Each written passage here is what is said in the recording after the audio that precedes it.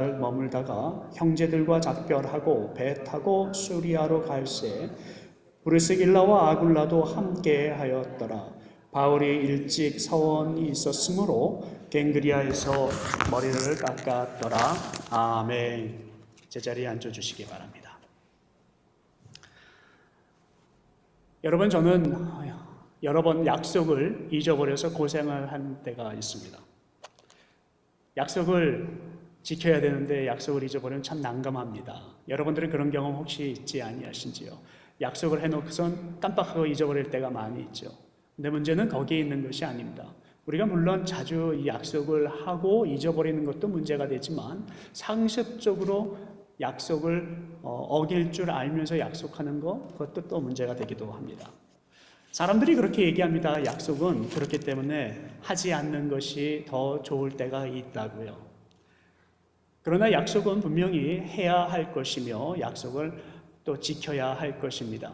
약속은 우리의 삶의 신뢰와 그리고 또한 인격의 척도가 되기도 합니다. 그렇기 때문에 약속을 한 이상 우리가 최선을 다해서 지켜야 하는 것 당연한 것입니다. 하물며 우리 인간 대 인간에서도 사람과 사람이 만나서도 약속이 그렇게 중요한데 우리가 하나님과 약속을 했을 때는 어떤 경우가 될까요? 우리는 하나님과 약속한 경우에는 그건 철저하게 더 신경을 바짝 써야 되지 않을까 그렇게 생각합니다. 그러나 우리 한국교회가 그리고 우리 크리스찬들이 그리고 또 저의 모습이기도 하지만 하나님과의 약속한 것을 많이 잊어버릴 때가 있습니다. 그것이 문제라는 것입니다. 우리 교회가, 우리 한국교회가 그리고 많은 크리스찬들이 하나님과 세례받을 때 한 약속을 많이 잊곤 합니다. 우리가 크리스찬으로 살아가면서 그 약속을 어떨 때는 완전히 잊어버리고 언제 내가 하나님과 그런 약속을 했지 하고 살아갈 때가 있다라고 하는 것입니다. 상습적으로 우리는 약속을 어깁니다. 그러면 우리는 하나님과의 신뢰관계가 어떻게 되어 있을까요? 하나님이 우리를 얼마나 신뢰하고 계실까요? 우리가 그 모습을 생각을 해보면 정말로 낯짝도 두껍지요. 오늘 이 자리에 우리가 어떤 모습으로 나와야 할 것입니까? 세상에서 하나님은 우리를 향하여서 그리고 열방을 향하여서 많은 약속을 우리에게 주셨고 그것을 보이라고 하셨는데 그것을 잊어버리고 살아가는 모습이 오늘 우리들의 모습이고 우리 교회의 모습이고 그렇기 때문에 우리가 세상에 영향력을 끼치기 위해서는 정말로 우리가 몇 주 동안 계속 하나님께서 우리에게 주셨던 그 말씀을 기억하며 살아가야 하지 않을까요? 선한 사마리아인들 모습으로 살아가지 않아야 할까요? 오늘 그런 약속들을 기억을 해봅니다. 하나님이 우리를 향하여서 하신 약속을 언약이라고 얘기를 합니다. 구약에서는 그 언약을 위해서 돌판을 하나님께서 직접 빛으로 불로 깨어서 만들으셨습니다. 그런데 그 돌판 십계명에 대한 언약, 하나님이 우리에게 하신 언약은요, 참으로 우리가 세상 사람들과 하는 언약과는 약속과는 다릅니다. 하나님이 우리에게 하신 언약에는 우리가 정말 꼭 지켜야 하는 약속 플러스 명령도 들어가 있습니다. 생명이라고 하는 약속이 들어가 있습니다. 그리고 우리가 하나님을 향하여서도 약속을 합니다. 그것은 바로 서원이라고 얘기를 합니다. 하나님을 대할 때 우리는 서원으로 대합니다. 우리는 서원 그러면 아주 특별한 약속을 하나님께 드리는 정말 일생일대에 하나밖에 할 수 없는 그런 약속 그렇게 생각하시는데 그것이 아니라 우리는 그동안에 수많은 약속을 하나님과 해왔습니다. 세례받는 그 순간서부터 하나님 앞에 제가 주님 앞에 올바로 서겠습니다. 그렇게 약속을 해오며 살아왔습니다. 삶 가운데 그러니까 우리가 중요한 사람과 약속을 했으니 얼마나 그 약속이 중요한 것이며 또한 그 약속이 중요한 내용을 담고 있기 때문에 얼마나 그 약속은 중요한 것입니까? 사도 바울도 그 약속을 하고 있었습니다. 언제 그 약속을 했냐면요, 자기가 다메섹 산상에서 하나님의 부르심을 받아 그리고 하나님이 자기를 불렀을 때 그 안에서 예수 그리스도의 구원하심과 그리고 성령님이 자기를 만지심과 하나님께서 태초부터 부르셔서 인도하시고 지금까지 하신 것 그리고 미래에 준비해 놓으신 모든 것을 체험하고 난 후에 사도 바울은 거기서 하나님과 서원을 합니다. 그리고 하나님의 사람으로 들어서서 열심히 사역을 합니다. 사도 바울은 그 이후에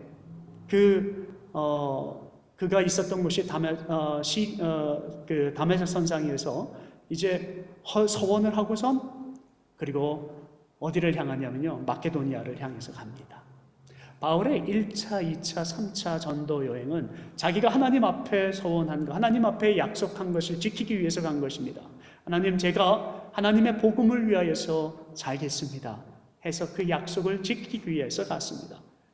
자기는 그 열정, 환상을 보면서까지 이건 정말 하나님께서 나를 보여주시고 보내시는 그런 뜻이 있으신 거야 라는 그 비전을 가지고 담대하게 세상 사람들이 가기 싫어하였던, 무서워하였고 두려워하였던 마케도니아를 향해서 갑니다. 그리고 그 마케도니아에서 그는 너무도 힘든 사역의 길에서 참담함을 맛봅니다. 자기가 이렇게 작은 사람이었나? 나는 그래도 유대의 유지였고 정치가였고 권력가였고 권능이 있는 사람이었는데 내가 여기서 무엇을 하는 것인가? 사람들이 자기의 말을 들어주지 아니하고 사람들이 자기를 피하고 사람들이 자기를 멸시하고 지금 미국식으로 표현하면 분리시키고 한국말로 표현하면 왕따시키고 그리고 또한 일본말로 표현하면 이지매를 시킵니다. 자기 유대인들 사이에서도 자기가 왠지 동떨어진 이질감 나는 사람으로 변화가고 있었습니다. 그러나 그는 그 낙심을 가지고 끝까지 서서 갔습니다. 빌립보에 가서는 돌에 맞을 뻔도 했습니다. 폭풍우를 만나서 죽을 뻔도 경험하였습니다. 감옥에도 들어갔습니다. 수많은 사람들이 자기를 멸시합니다. 그런 고생과 고생 가운데 지친 몸을 이끌고 두려운 이 도시에 가면 또 어떤 것들이 나를 핍박을 할 것인가 두려워서 고린도를 향해서 들어왔습니다. 아덴을 거쳐서 고린도를 향해서 들어왔더라고 오늘 18장에 기록이 되어 있습니다. 사도행전 18장에 들어온 고린도라고 하는 도시, 그 도시는 벌써 들어가기 전서부터 설레는 도시입니다. 여러분들 미국에 올 때에 어떤 마음으로 왔습니까? 이야, 이건 미국이다. 그러고 오지 아니하셨습니까? 여러분들 유럽을 향해서 여행을 해보신 분들도 그런 체험을 하셨을 것입니다. 도시와 도시를 할 때, 와, 이게 말로만 듣던 영국이야. 이게 말로만 듣던 파리야. 이게 말로만 듣던 이태리, 밀라노야. 이러면서 감동을 기대하면서 가지 않습니까? 우리가 미국에 들어올 때도 감동을 기대하면서 들어오셨을 것입니다. 이 사도 바울이 고린도 갈 때의 기대감 또한 그랬습니다. 고린도라고 하는 것은 그 당시에 미국과도 같이 번성한 도시를 가지고 있던 나라 중에 한 도시였기 때문에 상업적으로도 번성하였고 그리고 로마가 전략적으로 키웠던 엄청난 도시, 무역도시. 야, 여긴 좀 삶이 좀 좋겠지. 이곳에 가서는 사역이 잘 될 거야. 그리고 들어갔습니다. 근데 웬걸요?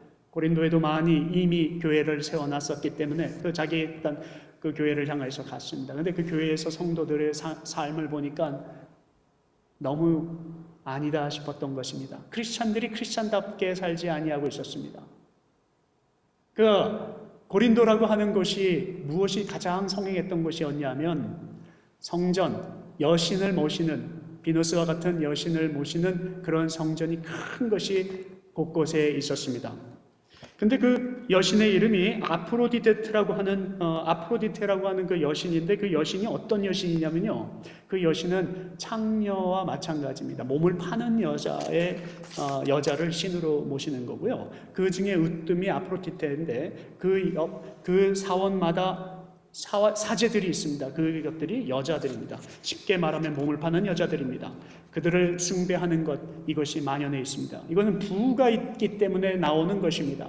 사랑하는 성도 여러분, 여기서 초점은 그렇습니다. 고린도라고 하는 것은 정말 우리가 가슴에도 들뜰 만큼 감동을 꿈꾸며 갔던 그런 도시 중에 하나이고 그런 교회 중에 하나일 것입니다. 멋지게 만들어진 교회 안에 웬걸요, 그 아프로디테를 섬겼던 많은 사람들이 회심해서 들어왔지만 그의 버릇을 고치지 못하고 교회들은 아직도 복음의 변질을 유도하는 쪽으로 삶을 가고 있었습니다.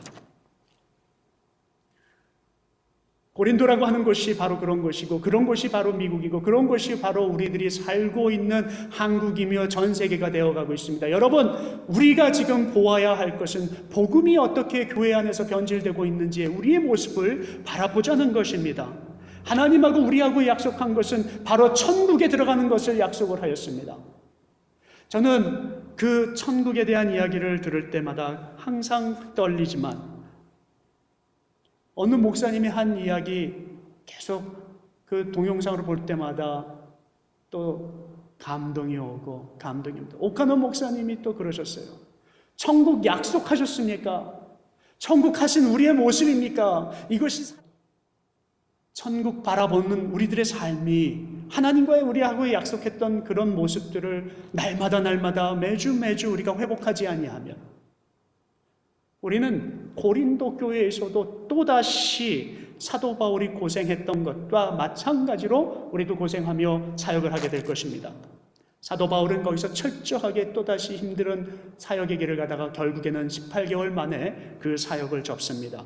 그리고 자기는 결심을 합니다. 어디를 향해서 가야 할지를. 수리아 안디옥으로 가야겠다라고 마음을 먹습니다. 이것이 나의 최종 목적지야. That is my destination.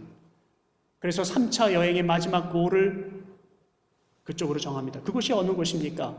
다마섹 선상에서 자기가 예수를 만나고 자기가 정말로 변화되어서 하나님과 소원하여서 사역을 처음 했던 그 Mother Church, 거기가 있는 곳, 그곳이 바로 다마섹 선상에 가까운 수리아 안디옥 교회였습니다. 자기는 그곳으로 가야겠다라고 마음을 먹었습니다. 너무 지쳤습니다. 삶이 두렵습니다. 오늘은 어떤 고난이 올지 모르기 때문에. 그랬더니 사도 바울이 그럼에도 불구하고 가야 하는 그 여정의 길을 곧바로 2차 전도여행 마지막이었던 그곳에서 가지 아니하고 다시 하나님과의 서원을 정비합니다. 그리고 또다시 돌을 맞을지언정 회당에 가서 유대인과 변론하겠노라 하고 그곳에서 또 변론을 합니다.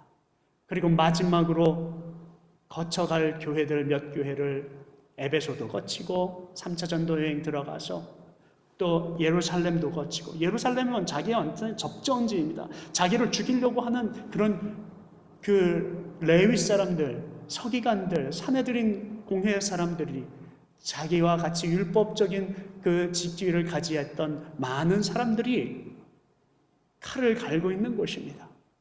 그곳에 가서 대제사장들과 토론을 하고 그리고선 결국에 3차 전도여행의 마지막 목적지인 수리아 안디옥 교회를 향해서 갑니다. 사랑하는 성도 여러분, 우리가 지금 삶에 지쳐 있습니다. 복음과 싸워야 합니다. 저는 우리가 서방교회가 놓쳤던 것 마찬가지로 속도가 한국교회는 더 빨리 세속화되어 가며 복음의 변질이 교회 안에서 이루어지고 있는 것을 보며 저는 한동안 너무 마음이 힘들었습니다.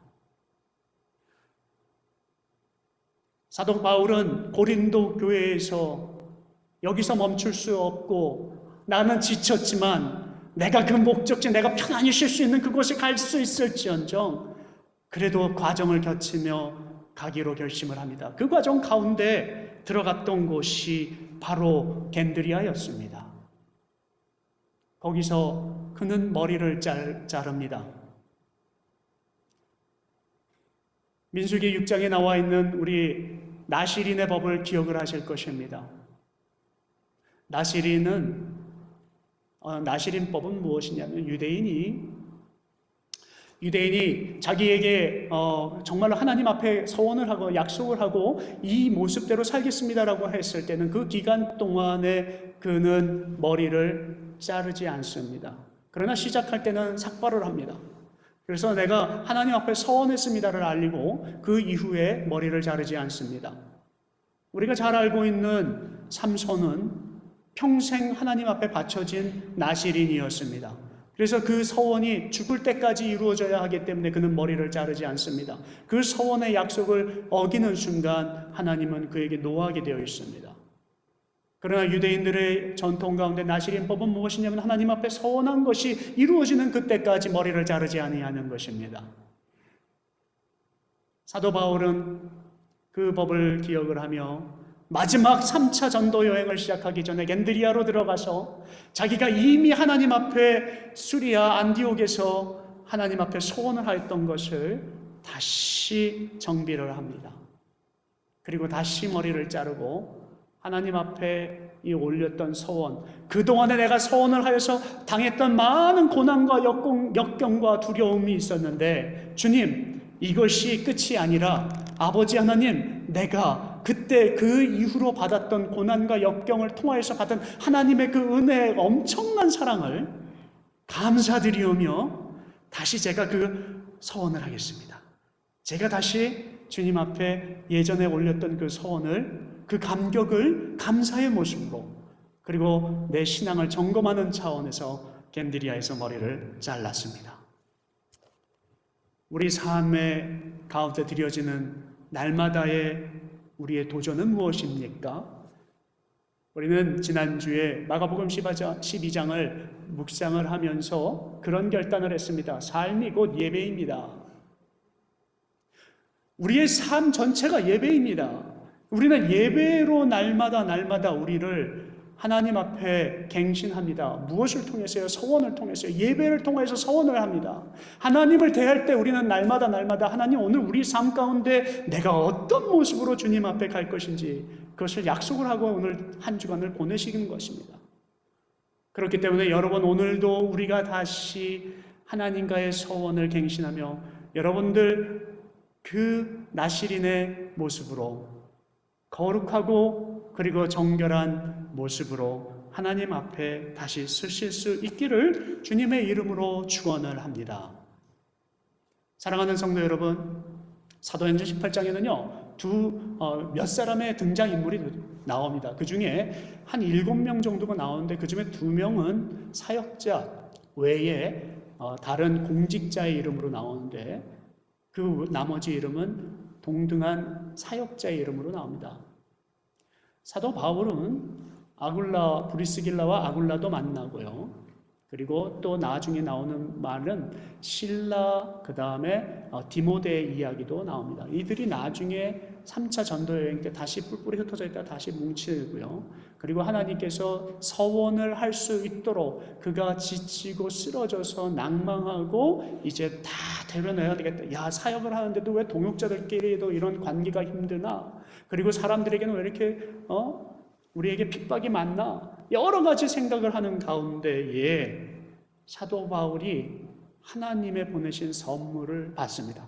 그것이 바로 브리스길라와 아굴라입니다. 브리스길라, 아굴라, 이 남편과 아내, 이 사람들은 실제로 로마 시민을 가지고 있습니다. 남편이 로마 시민이었고요. 그리고 아내는 유대인이었습니다. 이 두 사람이 만나서 로마 시민이자 유대인의 시민권을 가진 사람으로, 그리고 유대인의 법을 아는 디아스포라의 한 사람으로 섬기게 됩니다. 그가 복음을 접하였고, 그리고 사도 바울을 만납니다. 이들은 똑같이 텐트를 치며 그리고 사업을 하였던 텐트 메이커였습니다. 사도 바울을 너무도 잘 알고 있는 사람들입니다. 지금 현상, 그의 마음 상태까지 알고 있는 사람이었습니다. 그들이 사도 바울을 돕습니다. 그냥 돕는 것이 아닙니다. 얼마나 열심히 자기들의 헌신을 다해서 돕는지요. 그런데 이들의 사역은 어떤 사역이냐면 생명을 내놔야 하는 사역입니다. 언제 어디서 돌을 맞을지 모르거든요. 가는 곳마다 돌 맞는 건 예사고, 감옥 가는 일도 예사고.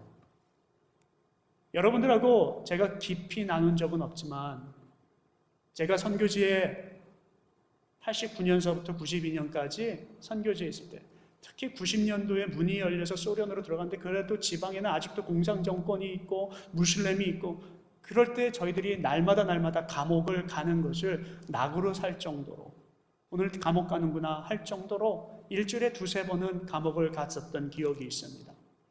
얼마나 두렵고 떨리고 무서운지요. 길게는 며칠이지만, 정말 제가 지난번에도 한번 말씀드렸지만 장기적으로 2주를 한번 있었던 적이 있는데요.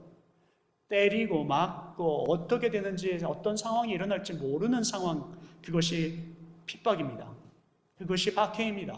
그것이 고난이고요. 그것이 두려움입니다. 두려움이 한번 엄습을 하면은요, 우리의 삶 가운데 어떠한 것도 보이지가 않고 우리의 의지가 아무리 강해도 그 앞에 내려놓게 되어 있습니다.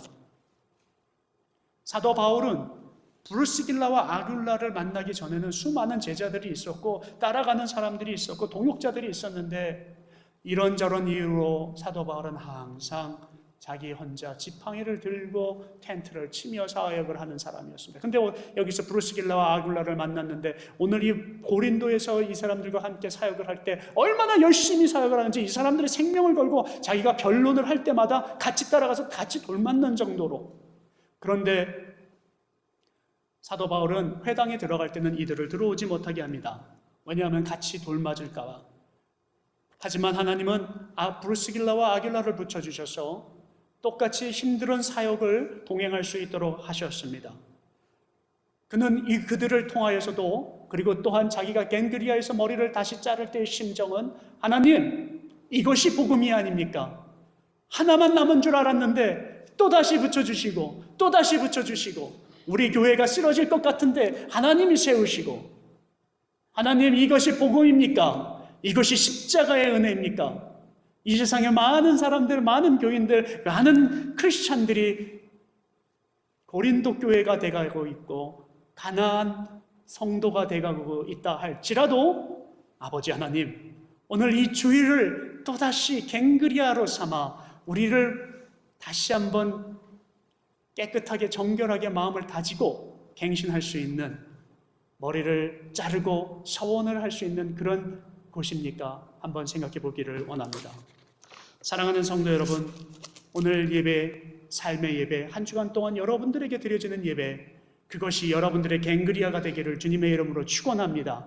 그곳에서 다시 한번 머리를 단정하게 삭발을 하시고 자르시고 그리고 우리의 영적 정결과 순결을 주님 앞에 내려놓으시며 한 주간으로 싸우시는, 그러다가 또다시 우리가 다시 모여서 아굴라와 브리스길라가 될 수 있기를 주님의 이름으로 축원합니다.